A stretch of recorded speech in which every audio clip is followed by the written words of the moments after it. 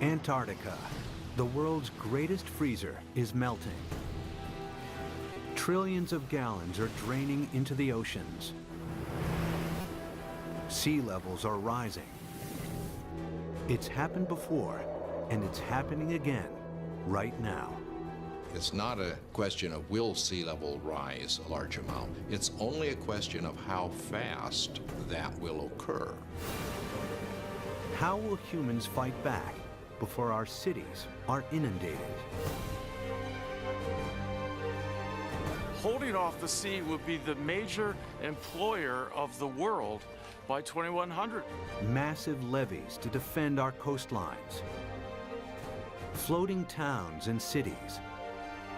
Vast dams connecting continents. It's our greatest challenge yet, Earth underwater.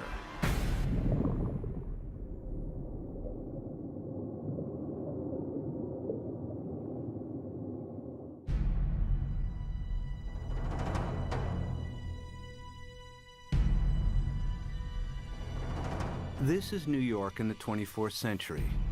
Sea levels have risen by 120 feet. Manhattan is flooded. What could cause such a terrifying scenario?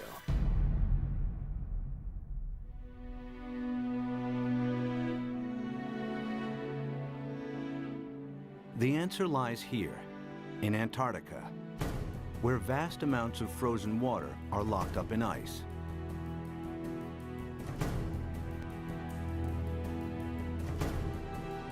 Some of Antarctica's ice sheets are more than 2 miles thick. If melted, this ice would dramatically raise sea levels. And the melting has already started. Taxi Jackson, please.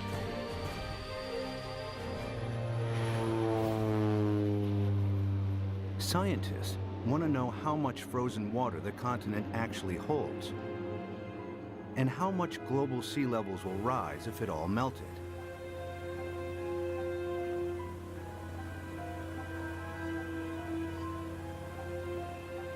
Specially equipped aircraft send radar beams deep into the ice, which reflect off the bedrock and measure the depth of the ice sheet.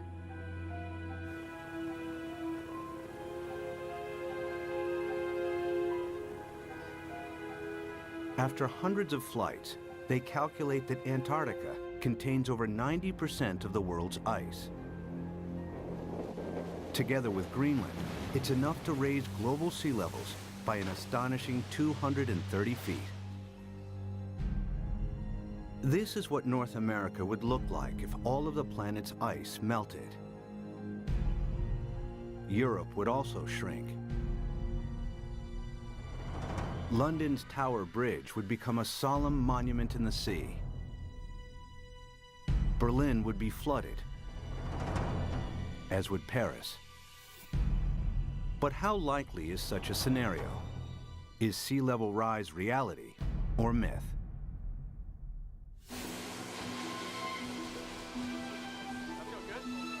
Professor Peter Ward is a paleontologist and astrobiologist. He's written extensively on the history of life on Earth.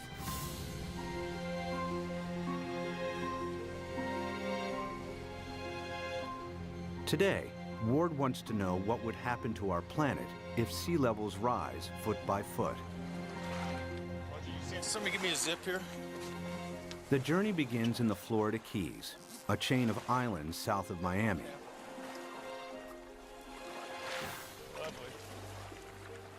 He's looking for clues from the past that may help predict the future of our planet. All right, guys, you want to go swimming? You ready?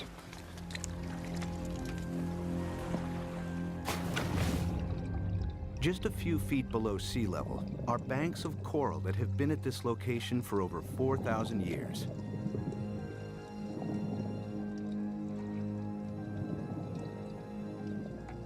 During this period, sea levels have been stable, not just in Florida, but around the world. Who's going swimming with me? Come on, boys. But it hasn't always been like this.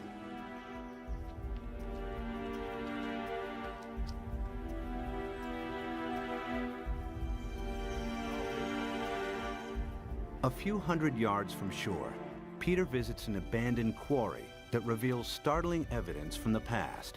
Oh yeah, beauty. Nice. Look at this dude. Sitting right in growth position, grew straight up. Very nice. I came here at a very young 23 years of age. Our professor brought us to this quarry and said, this is a perfect reef, and it is. Look at this big coral sitting right in place. This is how corals grow straight up. And not very far offshore from us, we have these same corals living in place. And these things have to live in at least 10 feet of water. So we're sitting here. There's not been any volcanism. Nothing has lifted Florida up. How could you get this coral this high up in the air now, unless you had sea level, at least another 10 feet above this? It was the first indication to me that sea level, which I knew had gone down and come up, but I had never thought that it could be higher than it is now. If history repeats itself, our coastal cities would be inundated.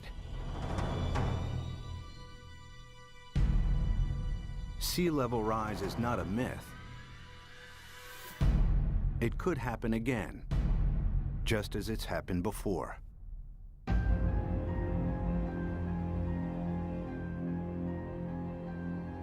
The beginning of the most recent ice age was 70,000 years ago. The ice sheets expanded, the planet's landmass grew, and sea levels fell. Then temperatures rose again. The ice receded.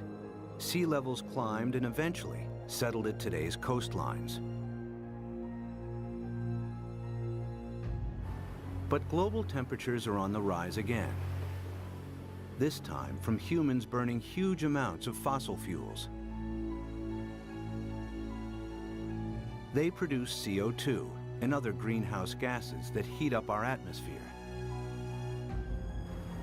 Whenever global temperatures rise, sea levels follow.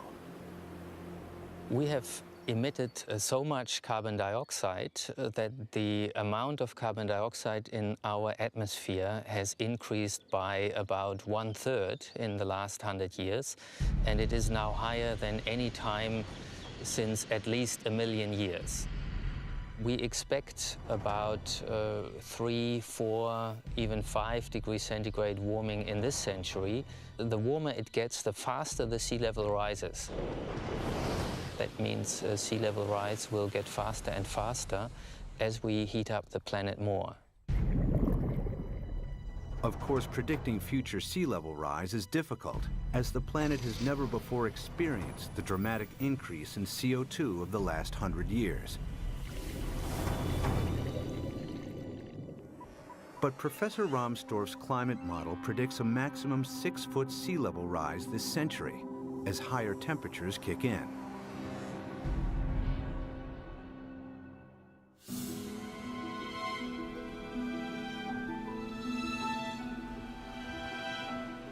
One city that would face inundation this century is Miami, Florida. Just a few feet above sea level, it has virtually no defenses against a rising ocean.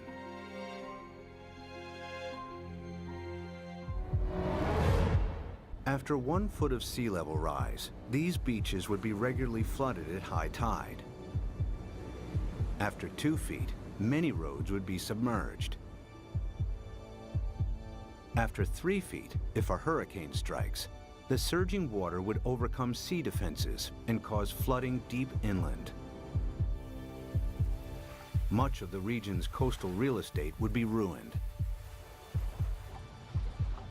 We are looking at millions and millions and millions of dollars of real estate here. And we can assume that every one of these things is $500,000 to $1 million. We've got 100 here, we've got $1 billion in a very short area through here. So our $1 billion of houses, we get 1 meter, 3 feet of sea level rise, and every single one of these houses is useless. Who's gonna buy them? What happens to this $1 billion of real estate by the time we get 3 feet? I mean, it's gone. It's useless. It's just, you scrape it off with bulldozers and you just leave it here. That's what'll happen. It'll just be left here. And it's not just residential properties that will be affected. Think of all the wharves and all the places where ships offload and unload all the goods and services. And if sea level rises even 3, 4, 5 feet, every single one of those ports has to be replaced. The cruise ship lines, there are billions of dollars of infrastructure that even a small sea level rise takes out. You got to rebuild it all over again. After 4 feet of sea level rise, electricity supplies would be affected as coastal power plants are flooded.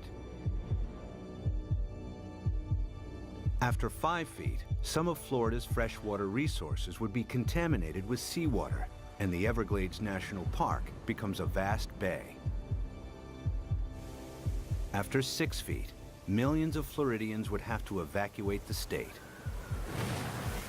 So what's going to happen to Florida? By 2100, we'll be at least 4 to 6 feet higher. So this tide, which is not a high tide, will be about here, up to here. There's no way that we can keep the sea back as it rises. Miami-Dade County will be severely diminished.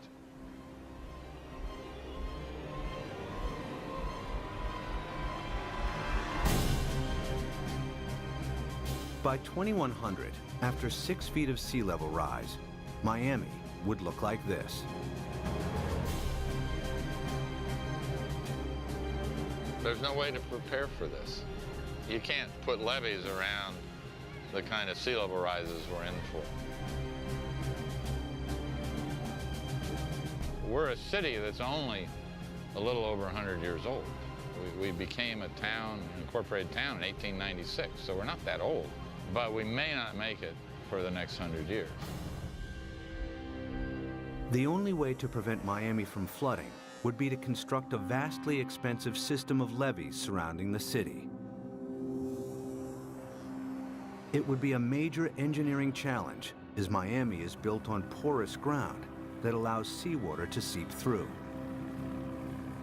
Alternatively, if Miami was flooded, the city would eventually have to be abandoned. There are cities you can save and cities that you can't save. And the choices will be based on, can we dike it off, can we put it off, or is this too expensive, not worth the price, not worth the effort? One city determined to defend itself against the sea is New Orleans, Louisiana. During Hurricane Katrina in 2005, large parts of New Orleans were flooded after a storm surge raised sea levels by 20 feet. The city lies several feet below sea level. Its antiquated locks and levees weren't strong enough to hold back the rising sea. As the storm pushed the Gulf's surging waters into Lake Borgne and onwards into the city's canals, New Orleans' sea defenses broke in 50 places. We had some levee and flood wall failures in the hurricane system, and the combination of that overtopping of the levees and the flood walls that failed caused massive flooding throughout the city. About 80% of the city of New Orleans was flooded following Hurricane Katrina.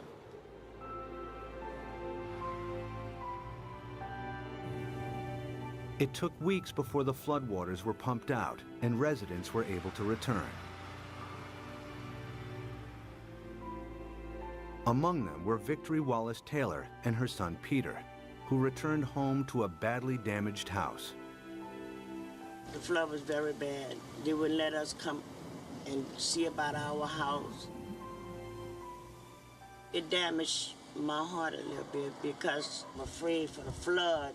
Like if the flood come in again, I don't know what to do because I think I might panic this time. I don't know. It is a hard pill to swallow, you see.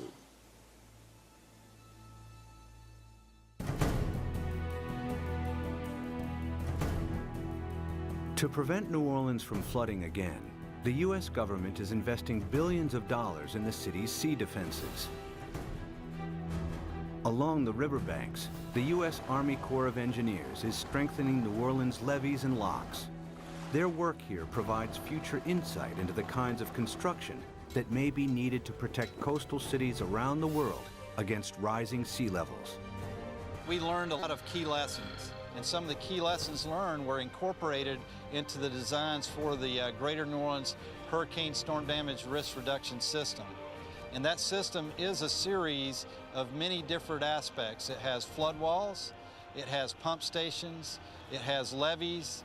There's the series that we call the multiple lines of defense. New Orleans defense takes a unique approach against the rising water by confronting the enemy itself. The flood surge that broke its sea defenses approached the city from Lake Borgne, a lagoon east of New Orleans. It's here where the U.S. Army Corps of Engineers is focusing its efforts.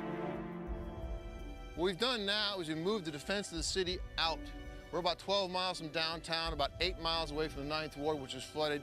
What we've done is we moved the protection from downtown, the heart of the city, left it in there, improved it. We've moved all the way out here, 8 miles out to the edge of Lake Borgne, where we now have this brand new structure which works as a primary line of defense.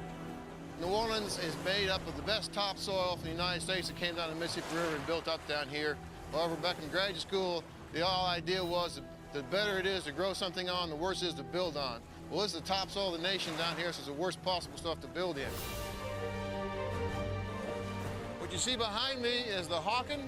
It is a pile-driving crane brought in from Seattle, Washington, across the Pacific Ocean, down to the Panama Canal to New Orleans to build this particular gate and the barge gate.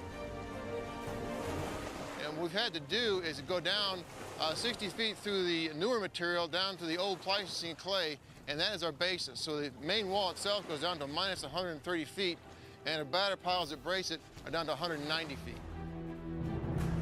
All tall buildings in New Orleans, the dome, everything is based upon piles. The new seawall also has to allow ships to pass through.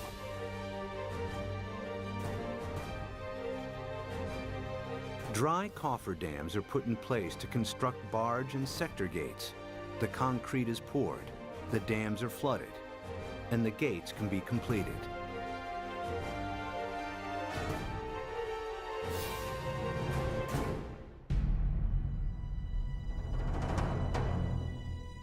New Orleans' new sea defenses are costing the taxpayer a hefty $15 billion.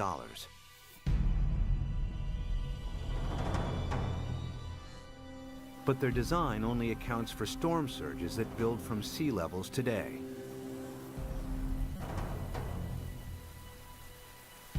If sea levels rise by 6 feet, any storm surge would be higher as well, and the city's sea defenses would have to be heightened at an even greater cost.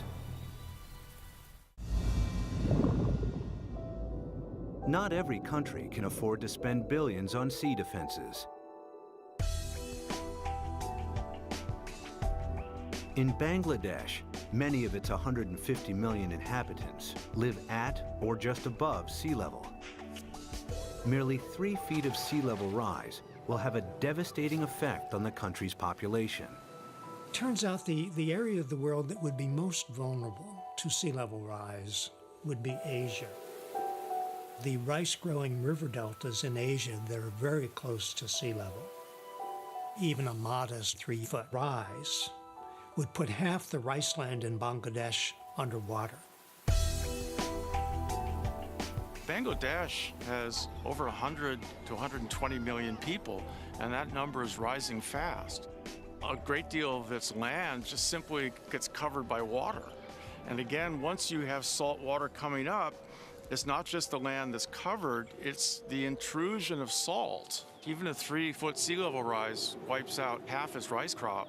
Their population is going up 1/3, and their land is being shrunk by 1/3. You know, you do the math. It's a catastrophe coming at us. Much of Bangladesh is a vast muddy delta that can't be defended. 6 feet of sea level rise spells disaster. It would displace millions, probably at least a few tens of millions of people. Where are they going to go? India's already built a wall between India and Bangladesh. They're anticipating there are going to be a lot of Bangladeshis starting to move, looking for a place to go, and Bangladesh itself is already one of the most densely populated countries on Earth.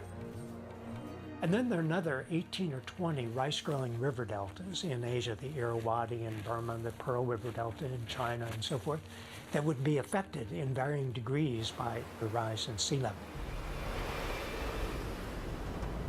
By the end of the century, cities and coastlines around the world will be under siege from the rising tides. Everywhere, people will be building levees and sea defenses to fight back.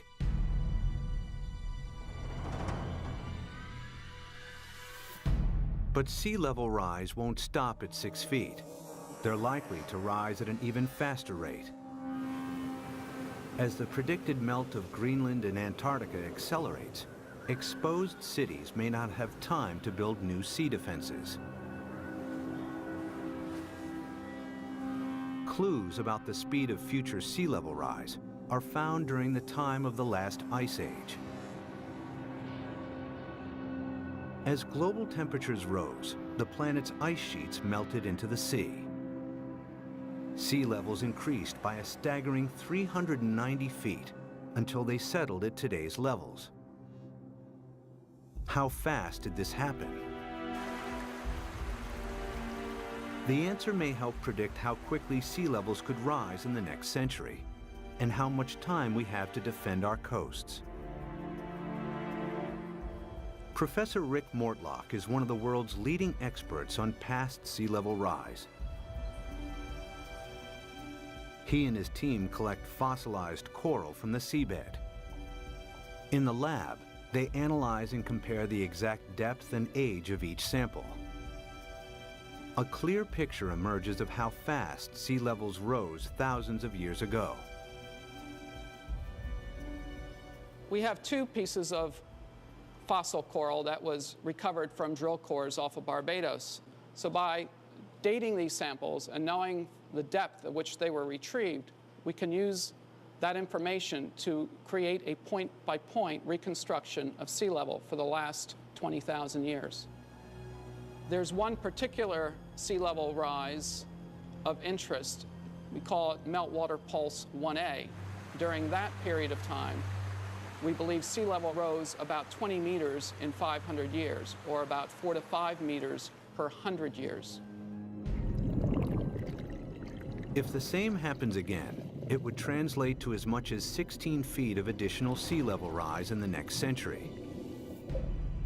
Factor in today's affairs, and the rise may be even faster. If we don't get emissions under control, the rate of sea level rise will keep accelerating. And so in the next century, it's not only that we get the additional 5 to 7 feet that we got the last century, that's going to happen, but we add on to that. So now we're looking by 2200, probably at least 15 feet above, and probably 20. By 2100, the cities will know that they are doomed. The coastal cities, anyway. If the oceans rose with accelerating speed, the planet's most exposed cities may not have time to build adequate sea defenses. Sea levels would rise by 16 feet per century. New Orleans could flood, followed by Miami. Miami's the worst off, and New Orleans, those are 2 cities that will have to be abandoned, I imagine. As southern Florida is lost to the sea, other coastal regions will also struggle to hold back the tides.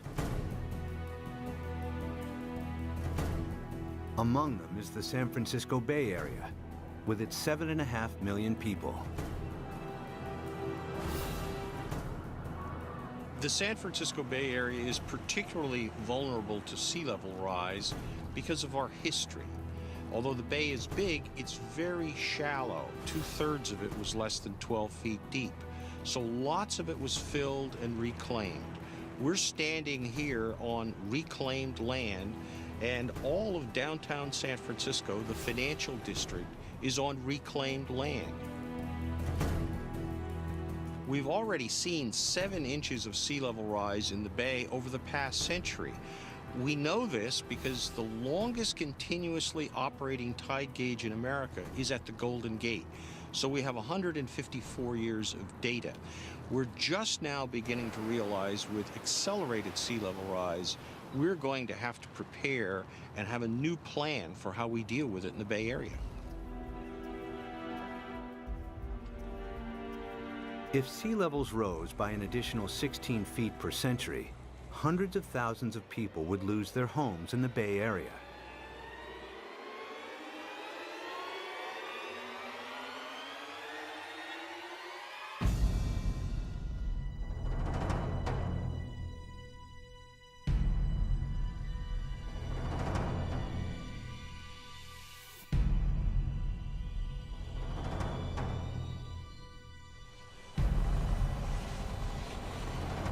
To protect San Francisco Bay, levees would have to be built on a massive scale. The silver lining is the engineering will create so many jobs. Holding off the sea will be the major employer of the world by 2100, I think. This is going to be worldwide. We're going to have a damn revolution. The bay's entire coastline would have to be defended with levees in order to protect it. But in the east, the Sacramento-San Joaquin Delta would remain vulnerable because it's at or below sea level. The Delta has some of America's most fertile farmland. The most important part is food. It's unbelievable the proportion of human food that comes from land that is at sea level, not necessarily right next to the sea, but at an elevation that will be impacted by sea level rising. Sea level rises a little, all those fields next to it, even if they're not covered by the sea, are rendered useless for human crops by the sea.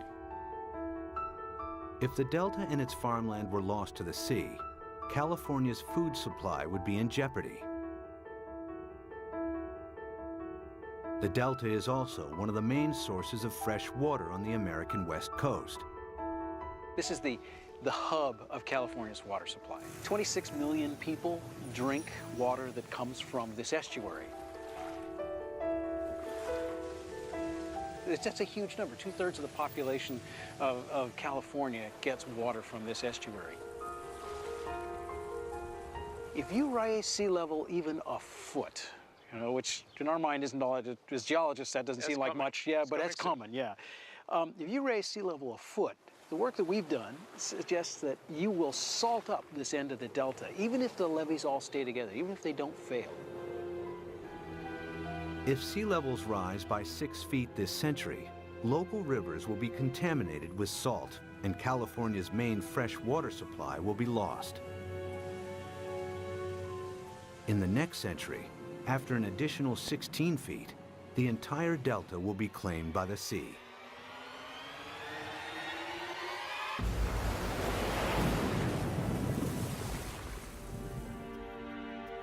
But there may be a way to defend both the Delta and San Francisco Bay. San Francisco is among the best, easiest to save. The most radical solution would be putting a big dam right across the bay under the Golden Gate Bridge. On the ocean side, the sea is about 130 feet deep. Building a dam would be controversial and would turn the bay into a freshwater lagoon. But at a time of intense sea level rise, some may consider this the best option.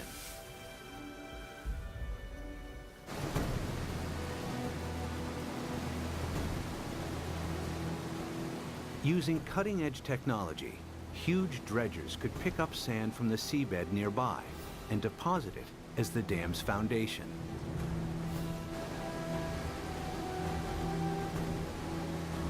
The dam's shallow incline would ensure maximum stability against earthquakes, breaking the power of the ocean waves with ease.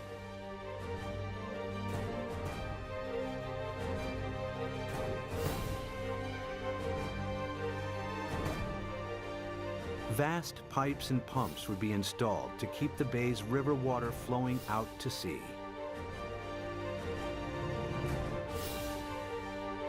The Golden Gate Dam would cost $2.5 billion and could be heightened to deal with any sea level rise in the future.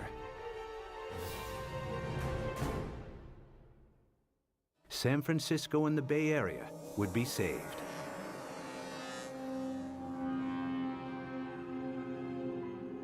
One region that may benefit from the U.S.'s sea defenses is the Mediterranean.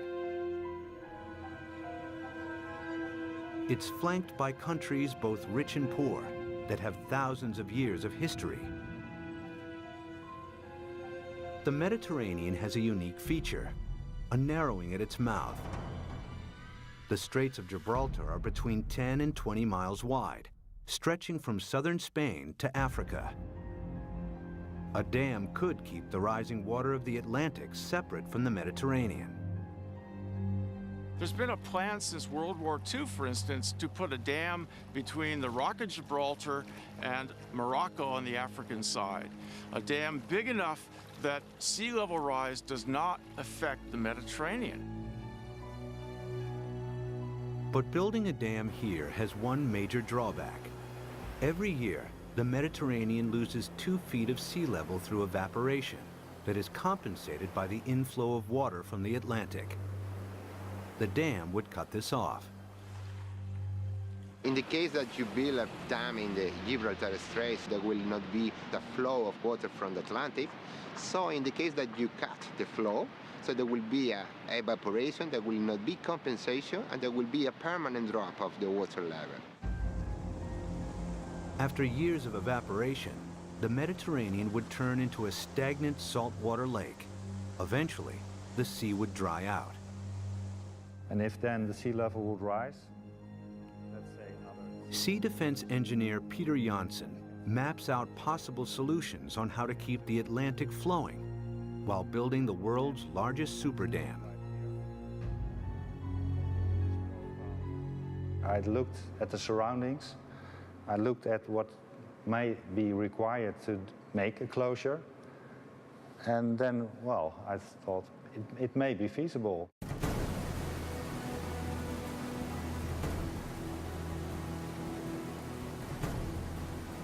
One of Janssen's solutions is to use the same building techniques applied to the Golden Gates.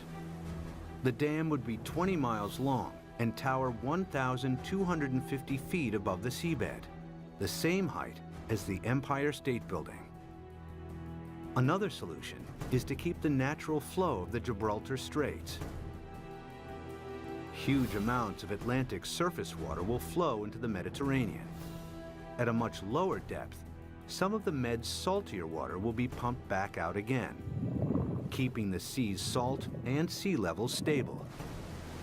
The world's greatest super dam would cost $275 billion. The total cost related to what may be the impact for all the cities around the Mediterranean, it seemed acceptable. It may be a solution. The Gibraltar Dam would be the world's largest man-made structure, using enough rock to build 1,000 Great Pyramids. Although the dam would cut off the migration of marine life between the Med and the Atlantic, it would save the entire Mediterranean coastline from flooding. It's certainly technologically possible. The old cradle of civilization becomes really the center of civilization. They would be the last coastal cities never affected by sea level rising.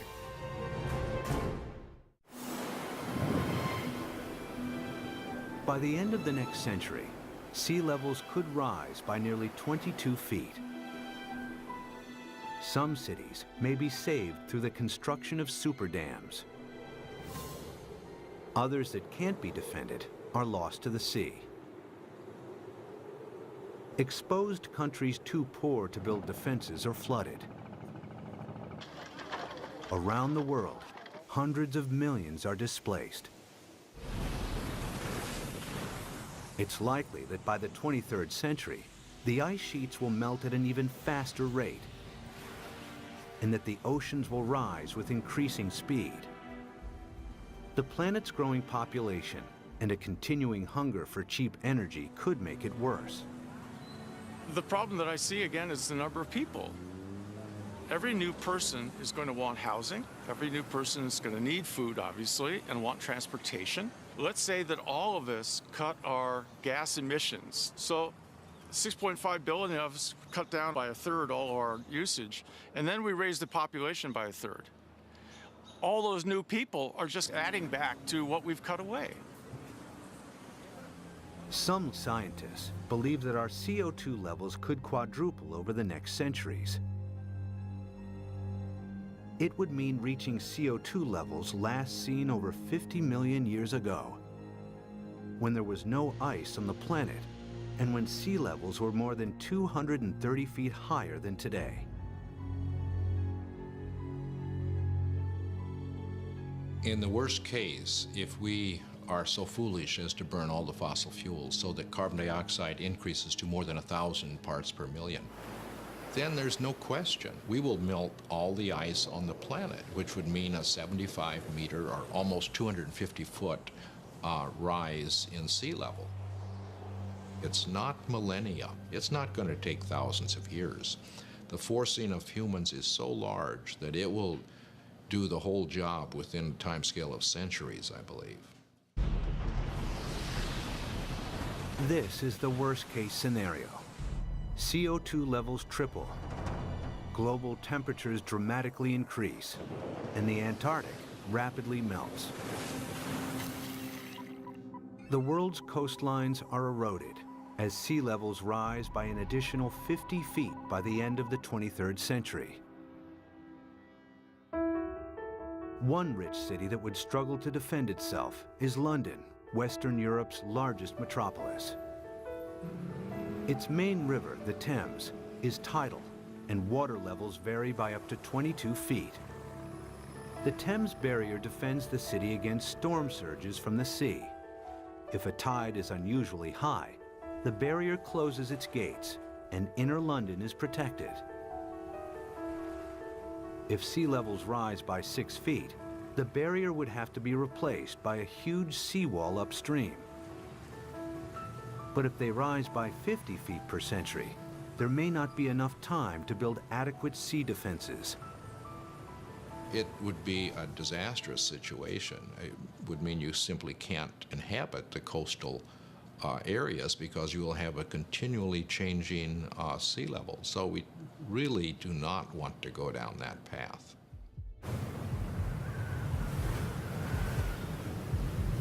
If CO2 continues to increase at a growing rate, 50 feet of sea level rise per century is a distinct possibility. The swiftly rising oceans would bypass any new seawalls. London and large parts of England would be flooded within a few centuries.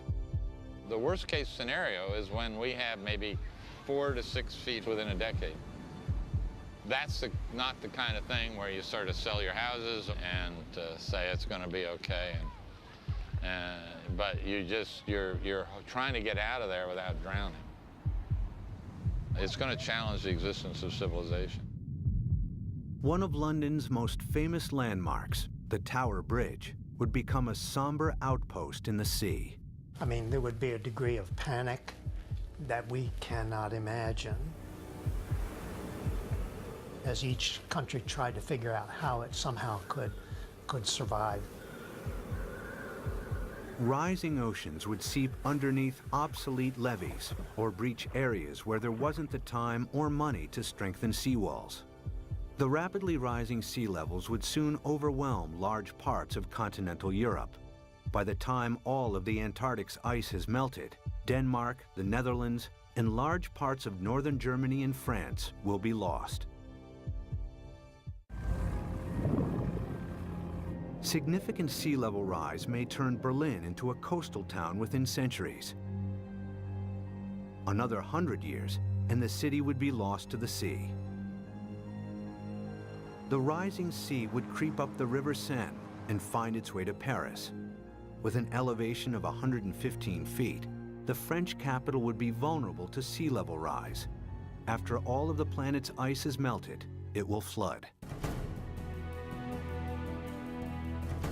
The affluent countries would try to protect their borders against millions and millions who would be leaving the areas most severely affected. But the stresses associated with migration on this scale are unimaginable. The meltdown of the planet's ice sheets would completely transform our world. But even as our coasts are pushed back by the rising oceans, resourceful humans would try to adapt.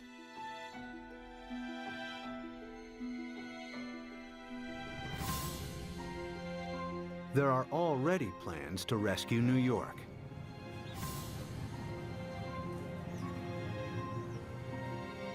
Manhattan Island is flanked by two fast-flowing tidal rivers. The entire city is directly exposed to the North Atlantic and extremely vulnerable to sea level rise.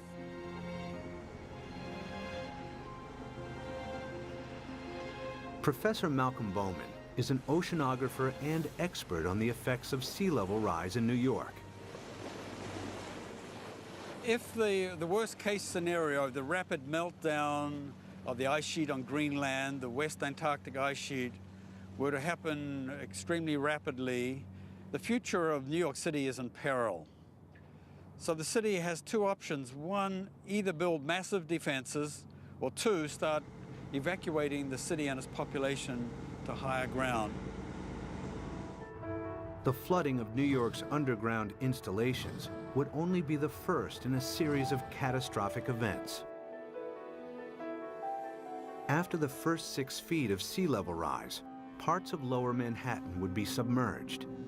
If sea levels rise by 50 feet, the water would move into Times Square. Behind me is the Manhattan Bridge, with sea levels rising 250 feet. That bridge would have seawater lapping around the roadway. New York City as we know it would not exist.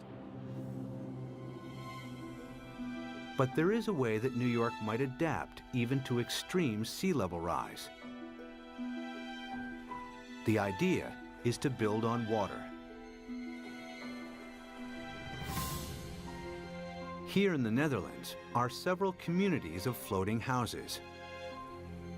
Koen Olthuis is a visionary architect who believes these houses are the beginning of a new trend in design and construction. So what you will see is that people go and design floating apartment buildings and really floating structures like 200 by 200 meters with roads on top of it and with cars on top of it and houses. Such floating cities could be built with a new lightweight material that's like a concrete sponge. The beauty about floating cities is that you don't have to protect them from nature. They just go on with nature, they live with nature. And they will just go up and down with the water. Olthuis has designed a seawall to protect Manhattan, with floating districts attached to it. New York, we're going to build a new Wall Street around it, around Manhattan. So we can redesign the city around it, or even having floating leisure around it, floating agriculture. A floating New York is still in the concept stage. But one day, this may be the solution for hundreds of coastal cities facing inundation. The best silver lining of the whole thing to me is that it will require a united world. A world war against sea level will have to bring all of the squabbling governments to act together. The sea doesn't care what your national boundary is. It's an equal opportunity flooder. We will have to, as a planet, come at this in a united fashion. Whether it's the construction of massive seawalls or super dams, sea level rise will happen. The question is not if, but how fast and how much our oceans will rise. Much will depend on our own CO2 emissions. Humans will need all their ingenuity to meet the world's greatest challenge yet. When 7 p.m. feels like this, you must be watching the National Geographic Channel.